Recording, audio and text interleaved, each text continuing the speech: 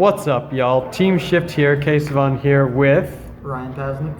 And what did you do today? I got top 8 at YCS Atlanta. Using what? Paleo Frogs. Yo, that's crazy. Show me the deck list. Alright, start off 3 swap. Standard, most important monster of the deck, I would say. 3 dupe. It's the most defensive card. If you get 2 out, your opponent cannot attack you. Nice. That sounds like a useful effect. 2 Ronin. Once your grave is set up, it becomes the most useful one, even though it's not even a frog, it's a toad, I don't know, whatever. Anyways, 2 of those. I draw more than the other 2, which doesn't make sense considering I play 3, but we got there. 2 of these really gross gold maxis, because it's, like, in my opinion, best card in the game. 2 Desires and 2 Demise. So the reason behind this was at YCS Seattle, a Paleo Frog topped, and he was playing this card. And I began testing it, and I found out that this card is good at any point in the game, especially late game. If you're like running low on cards, you just play it, draw 3, set them all, and pass. Whereas Desires, you only want to see once a game, and then if you do see the second one and you use it, you're desperate. So Demise is like way better, but the 2-2 ratio is perfect, and I wouldn't change it. Nice. For the traps, 3 Dynamishkus. I felt it was the best one. Just Karma Cut on any face-up card is just nuts. Then 3 Olenoides. Mystical Space Typhoon is pretty good, I hear.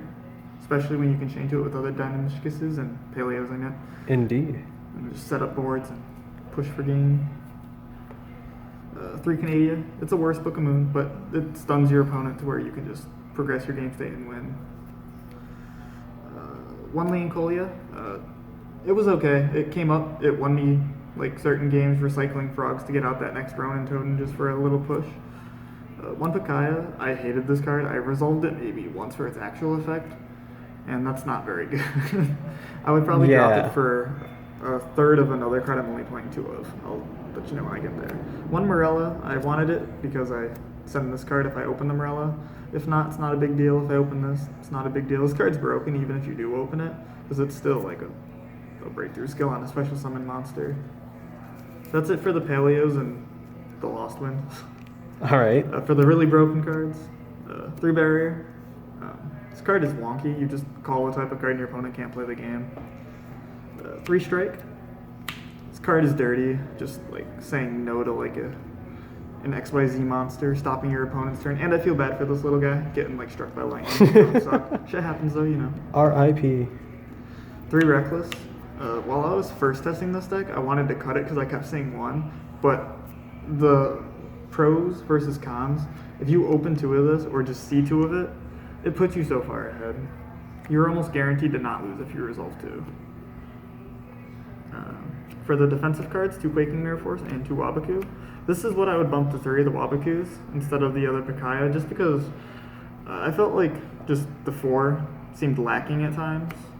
The Quaking was absolutely wonderful because if your opponent has to set their monsters and they can't get rid of them, you're essentially zone locking them and only letting them use 2 to 3 zones to play Yugioh, which is hard for a lot of like Zoo, which usually uses up a lot of zones while they do their combos. And Zoo actually just can't get rid of face down monsters. Yeah. For the 1-off traps, 1 Compulse and 1 Torrential. This card was okay. It definitely no complaints though. Torrential was just phenomenal. I love this card. That's it for the main deck. It's 42 cards. Nice. On to the extra? Yep. 3 totally awesome. Just being able to negate a card, taking it if it's something that you can use is incredible, and summoning frogs during the standby phase is absolutely nuts. 3 Opabinia. It's hard for a lot of decks to deal with this initially just because it's got a big booty and it's unaffected by other monster effects. Searching Paleos and being able to use them from your hand is really good too, especially if your opponent is under Maxi, because you'll be drawing into more Paleos to just like stun their plays. 2 Anomalakaris. If I summon this, it was usually game. I summoned it a couple times. People would pick it up, read it, and they would just pick up their cards and go to the next game. But he did get like Raigeki and Darkhold a couple of times, which made my heart drop. Understandable. So the things I did not make were these. I contemplated him, but I just felt there was a better card in the scenario.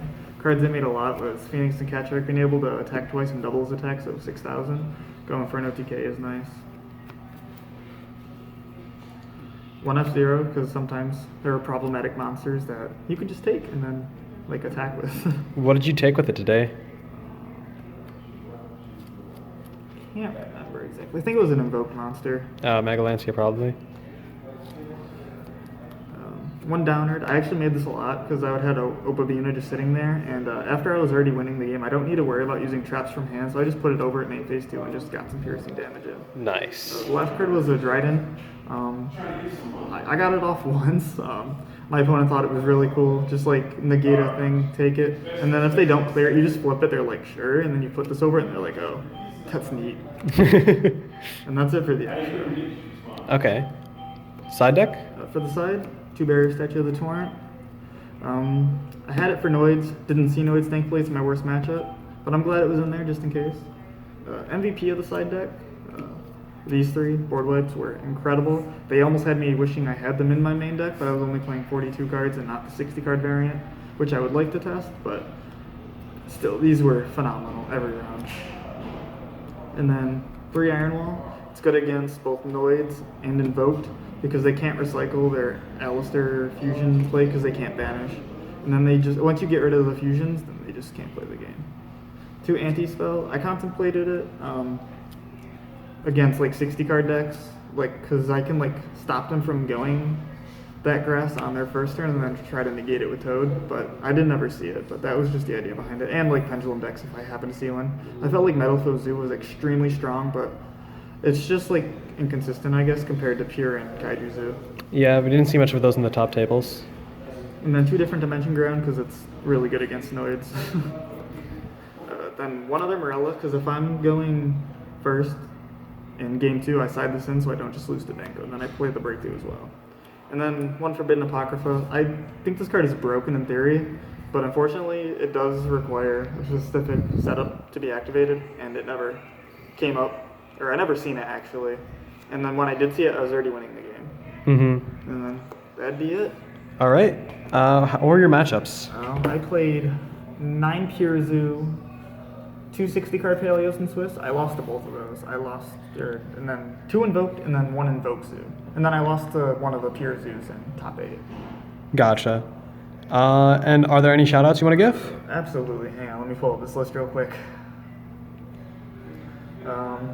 First off, my friends Ryan Para and my friend Mark, they both let me borrow cards, so huge shout outs to them. The Casavon behind the camera and Derek back home in Rochester.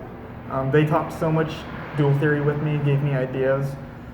Then a huge shout out to my friend Carl Manigat and the Grimm brothers. So during top 16, Konami did deck checks. They were looking for cards that stood out. Apparently some of mine were like warped, and it was confusing for me because like the swap frogs were like straight out of the OTS pack, but they were a little warped, I guess.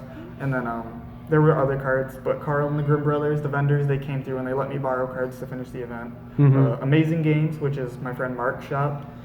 My home store, Millennium Games and Hobbies. If you're in Rochester, swoop by, meet Team Shift. And then the rest of Team Shift. Yeah. Well, that was great. And Team Shift signing out. Peace.